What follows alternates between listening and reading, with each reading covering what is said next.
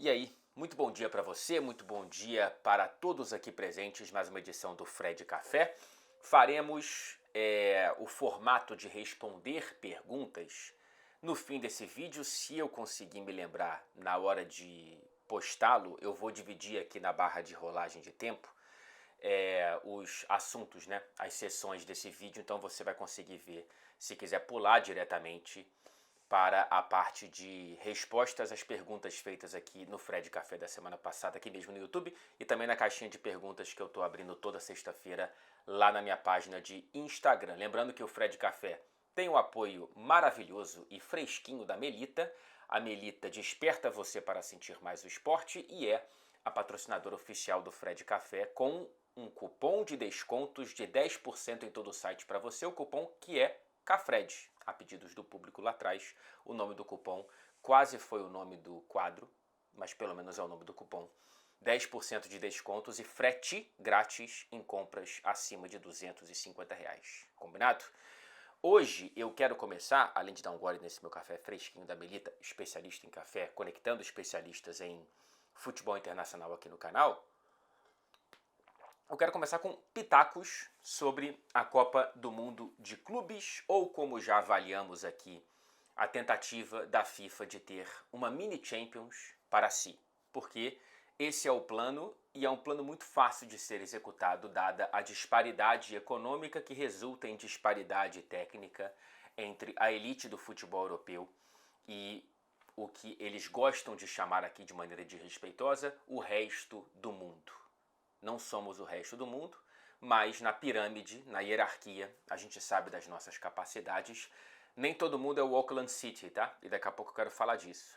A disparidade não é tamanha, mas há uma disparidade muito grande e daqui a pouco a gente vai ver. Eu falo de elite europeia, não estou falando de Porto, não estou falando de Borussia Dortmund, muito provavelmente, mas enfim. Já estou aqui entrando em pequenos devaneios, né? Fazendo curvas em vez de seguir reto aqui no meu roteiro e no assunto. Eu quero começar falando do grande confronto na teoria dessa primeira fase da Copa do Mundo de Clubes da FIFA, mas que acabou sendo um sacode. PSG 4, Atlético de Madrid 0. Eu já imaginava uma vitória do PSG, mas não com tamanha facilidade, com tamanha disparidade. Porém, contudo, entretanto, todavia, diferentemente do que alguns botafoguenses, alvinegros, podem pensar de maneira muito otimista, não foi assim porque o Atlético de Madrid é um time terrível. Foi assim porque o PSG é, de maneira disparada, o melhor time do mundo em 2025. Talvez seja coroado como tal nessa competição. O baile só veio porque teve apetite. E esse apetite, além de assustar os adversários que estarão no caminho do Paris Saint-Germain, é um recado que talvez eleve o nível de competitividade mais de lá para frente, né? Quando tiver um confronto entre o PSG e outro que faz parte da elite do futebol europeu nesse momento. O apetite demonstrado pelo PSG contra o Atlético de Madrid talvez eleve, repito, o nível de um jogo de quarta de final, um pouco mais para frente, nessa mini Champions que a FIFA tanto quer para si. Então eu faço muito mais elogios ao PSG, que quer ser campeão do mundo, escalando, né? Campeão da França já é há muito tempo e não faz mais do que obrigação, campeão europeu, enfim, e agora quer ser campeão do mundo e está muito claro que não vai tirar o pé quando colocar o pé for necessário. Antes de me adiantar e falar de PSG e Botafogo e tudo mais, tem um clube que pode tentar evitar o PSG nas oitavas de final, um clube brasileiro, e é o Palmeiras, que empatou com o Porto 0-0. É a segunda grande missão do Palmeiras inicial nessa Copa do Mundo de Clubes, caramba. A primeira, claro, é se classificar. A segunda é tentar buscar a liderança do grupo, porque você vai evitar o PSG nas oitavas de final. E é algo bastante possível, tá?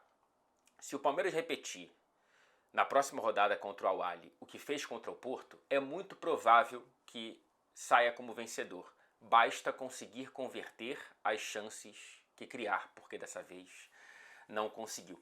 Eu não vi um amasso do Palmeiras sobre o Porto, como muita gente viu, porém, houve momentos muito claros de apavoro europeu. No fim do primeiro tempo, especialmente, e também no fim do segundo tempo. E isso faz muito bem, né, para a nossa carência de autoconfiança. Há quanto tempo a gente não via um brasileiro dando momentos de apavoro num time europeu? É uma das pequenas vantagens esportivas, porque a grande vantagem dessa nova Copa do Mundo que a gente já avaliou aqui no último Fred Café, da perspectiva brasileira, é a grana, mas uma das poucas vantagens esportivas, já que você vai ter que enfrentar tanto europeu e isso faz com que o título seja praticamente impossível, como mais do que já era, é que você pode ter um ou dois europeus no seu caminho que sejam acessíveis, né? Antes você só enfrentava o todo-poderoso campeão da Champions, e agora você pode enfrentar um clube que veio pelo ranking, como o Porto, que vive um ritmo de pré-temporada muito claramente fisicamente atrás do Palmeiras, né? O que a gente vivia, porque a gente só enfrentava no antigo formato o europeu, a gente em fim de temporada e os caras no meio da temporada, agora o jogo virou. E isso dá uma nivelada, né? Se fosse o contrário, imagino que o Porto teria jogado melhor do que jogou. Mas além disso tudo, é um Porto que fez uma temporada pífia, né? É um Porto muito frágil tecnicamente, apesar de ter bons jogadores aqui e ali. O Rodrigo Moura, ou Mora, não sei como é que se fala, me parece muito, muito interessante. A maneira como ele muda de direção e esconde a bola com tão pouca idade é muito interessante. Então, já falam dele há bastante tempo e agora a primeira vez que eu vi um jogo completo dele gostei. Mas enfim, é um Porto ruim em ritmo de pré-temporada, depois de uma temporada de crise. É provavelmente o pior europeu que um brasileiro enfrentará nessa Copa do Mundo. E aí a gente entra numa bifurcação que talvez se encontre lá na frente. Talvez seja uma bifurcação para uma futura interseção entre dois pensamentos conclusivos desse 0-0. O Palmeiras sai feliz porque jogou melhor do que o Porto?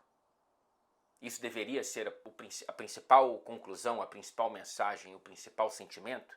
Ou sai frustrado porque não conseguiu vencer nenhum dos europeus mais frágeis da competição? Não é o mais frágil, é o mais frágil entre que os brasileiros vão enfrentar, mas não é mais frágil porque a gente tem, por exemplo, o Leipzig. Mas o Porto realmente ficou devendo bastante. Deu para ver que mais um pouquinho o Palmeiras poderia e deveria ter conseguido vencer esse jogo. Então, eu não sei se a gente fica feliz porque um brasileiro conseguiu jogar melhor do que o europeu, ou se a gente fica preocupado porque um dos melhores brasileiros do histórico recente, em ritmo de temporada, não conseguiu vencer um dos piores europeus da competição em ritmo de pré-temporada.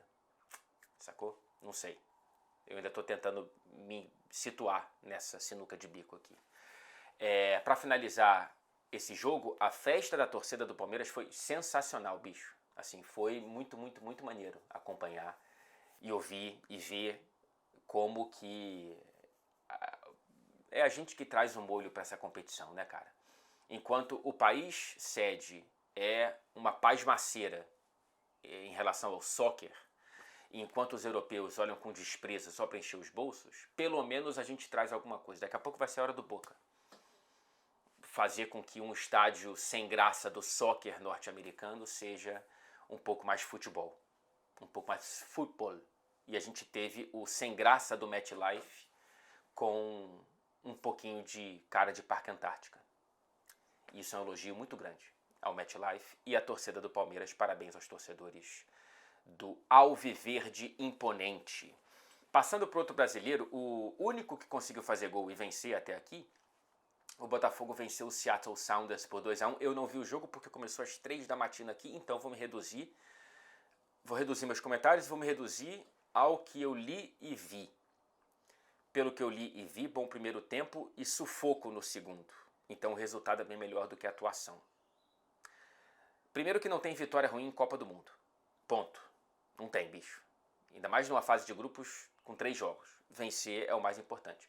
Porém, há sinais preocupantes em um grupo tão difícil. Era jogo para o Botafogo fazer saldo. Parênteses. O Seattle Sounders é, em teoria, o segundo melhor representante da MLS nessa competição.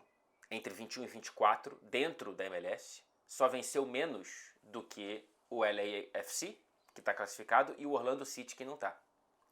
Então, é o único representante dos Estados Unidos, além de ser o único representante dos Estados Unidos nessa Copa do Mundo, a vencer uma Champions neste século. Então, assim, não é um Inter Miami, sacou?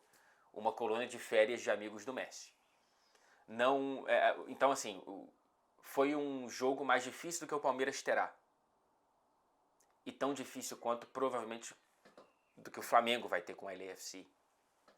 Feito esses parênteses, o Botafogo deveria ter feito saldo. Nervosismo de estreia, pressão, entrar como favorito é realmente complicado, porém, é um grupo muito difícil, bicho. Pelo menos o Botafogo ganhou, evitou o que seria uma tragédia, perder pontos para o único confronto acessível do grupo. O Botafogo deu azar no sorteio e agora é tentar duas missões praticamente, não impossíveis, mas muito improváveis. Primeiro, diminuição de danos contra o PSG. É perder para o PSG por menos do que o Atlético perdeu. Então, de 3-0, 3 gols de diferença para baixo. Para pensar em saldo. Ainda que eu acho difícil que o Atlético de Madrid não atropele o Seattle Sounders.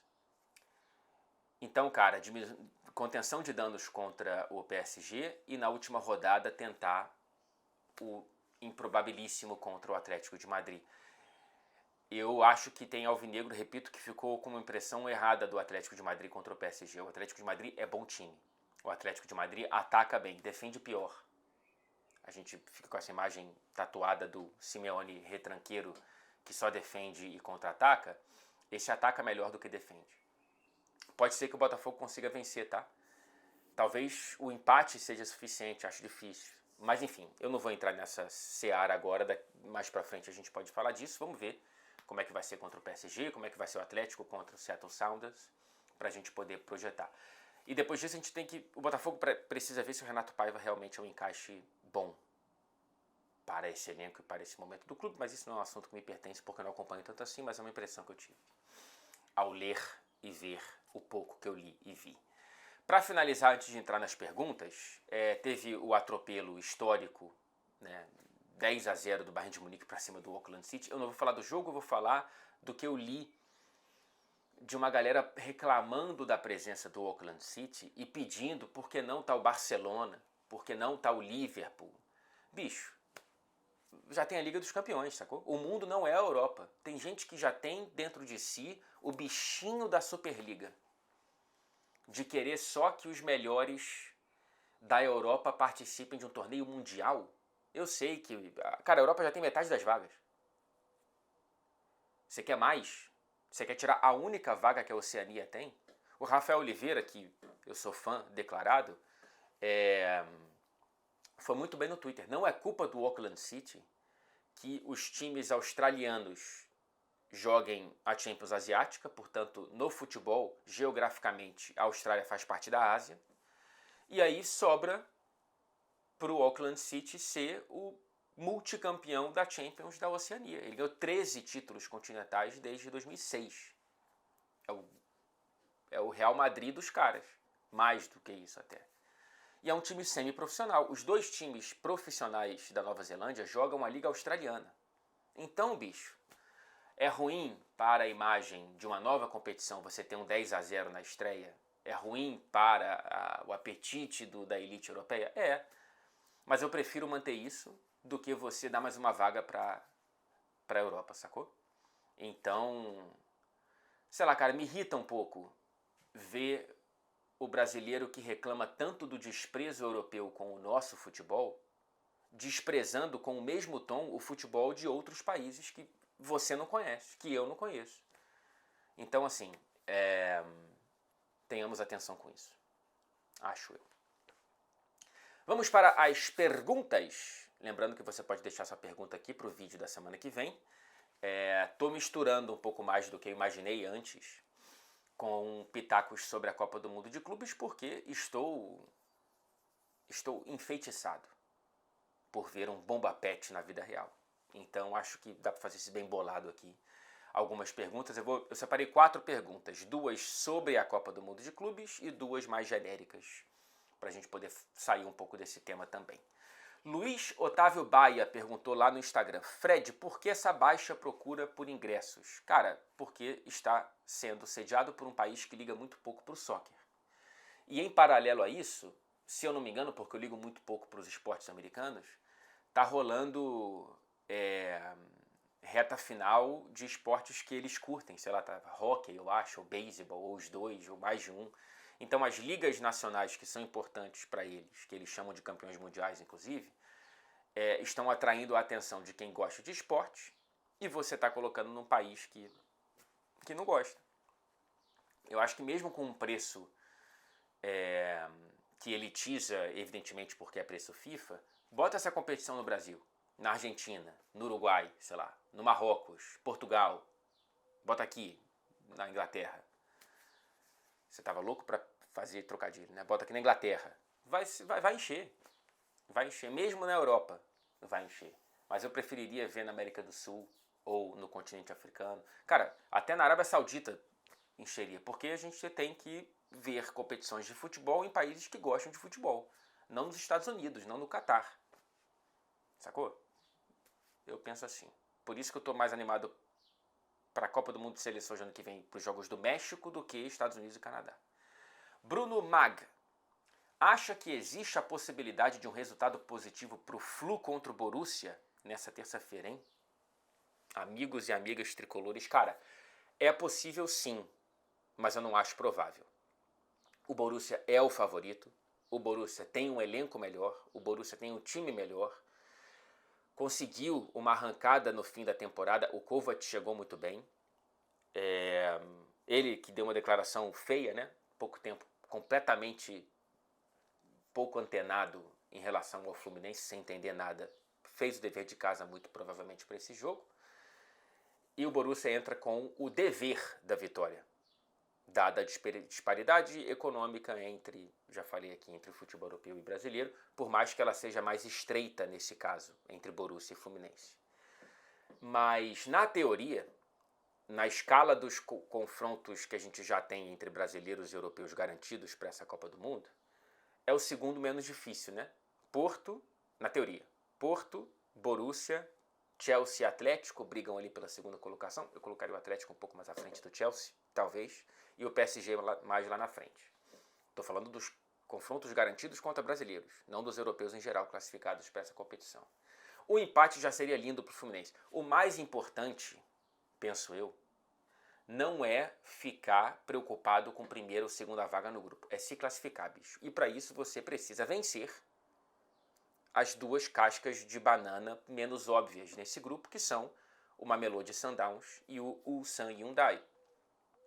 Um é o rei do futebol sul-africano e com conquistas continentais, é o atual vice-campeão da Champions africana, e o outro é o tricampeão da Liga Sul-Coreana, apesar de ainda não ter conseguido fazer uma grande campanha recente na Champions Asiática. Tem que vencer esses dois jogos. Então contra o Borussia, cara, é entrar leve. É tentar não tomar pancada. E aí eu acho sim que o Fluminense jogando bem, como jogou contra o Inter, por exemplo, antes de viajar, consegue competir. E aí a gente vê se um empate é possível e se a vitória pode entrar, de repente, numa realidade a depender de como os times estarão nesta terça-feira. Passando para as duas perguntas mais genéricas, o Gabriel Góes me pergunta qual o meu Beatle favorito. Cara, sem querer ser diferentão, mas nem sendo tanto assim, é o George Harrison. Sempre gostei mais do George Harrison, apesar de entender que a genialidade do John Lennon e do Paul McCartney enfim, é algo mais fácil de você se encantar. Mas muitas das músicas que eu mais gosto dos Beatles foram ele que compôs, o George Harrison. While My Guitar Gently Weeps, Something. Ainda tem Here Comes the Sun, que eu não gosto tanto assim, mas é dele. E pelo que ele fez depois. Acho que o trabalho solo dele, All Things Must Pass, é um álbumzaço. Então, George Harrison, Gabriel. E o Davi Costa perguntou aqui no YouTube, no vídeo da semana passada, ele, na verdade, me pediu para falar de filmes e séries que eu curto. Então, cara, 2 de cada, tá? Séries, eu vou uma histórica e outra mais atual. histórica, não estou falando do passado, mas é uma que eu assisti há muito tempo. Aliás, essa eu estou reassistindo, que é Mad Men. Eu sou apaixonado por essa série. Não assisti há muito tempo, só assisti uma vez, e agora estou assistindo pela segunda vez, e estou reafirmando minha paixão por essa série. Não envelheceu mal na minha linha do tempo. E uma atual que eu fiquei bastante impactado foi a Adolescência. Absurda, absurda. Se você não viu, veja, por favor. As duas, inclusive, né? Evidentemente, eu estou aqui dividindo e sugiro que você veja se você tem algum interesse ou se você não viu. 2 filmes. Um mais antigo que eu vi, um chamado Incêndios, de 2010. Acho que o diretor é britânico, mas se passa num país fictício do Oriente Médio. É um filmaço. Filmaço, gosto muito, muito, muito, muito. Um dos meus favoritos de todos os tempos. E o mais atual que eu vi, meio lado B, assim, porque eu gosto de um bom terror, é um terror dinamarquês. Eu tô suando como um babaca aqui, né? Mas é um ótimo filme de terror. Fizeram uma versão, acho que de Hollywood agora, ou até britânica, não lembro, mais recente, que eu achei horrorosa. A original, que é de 2021, 2022, é muito melhor. Chama-se Speak No Evil. Speak No Evil é um belíssimo e perturbador. Grande filme de terror. É isso, minha gente. Eu talvez volte amanhã com um vídeo pós-estreia do Chelsea. Não vou conseguir assistir a estreia do Flamengo pelo mesmo motivo que eu não vi a do Botafogo. Não, se bem que vai ter o Fluminense amanhã cedo. Não, eu posso de repente postar amanhã cedo um filme sobre... um vídeo sobre a estreia do Chelsea e uma prévia do jogo contra o Flamengo. Não sei, vou ver. Mas falarei da Copa do Mundo de Clubes aqui. E claro, lá no canal da TNT teremos melhor futebol do mundo nesta segunda-feira, nessa terça-feira, nessa quarta. Quase todos os dias a gente vai ter melhor futebol do mundo. Então fique ligado na nossa agenda ao vivo. Show? É isso, minha gente. Café fresquinho com a Melita que desperta você para sentir mais o esporte. Até o próximo Fred Café. Até lá teremos outros vídeos para a gente se encontrar, viu? Um beijo. Obrigado pelas perguntas e principalmente pela atenção e paciência.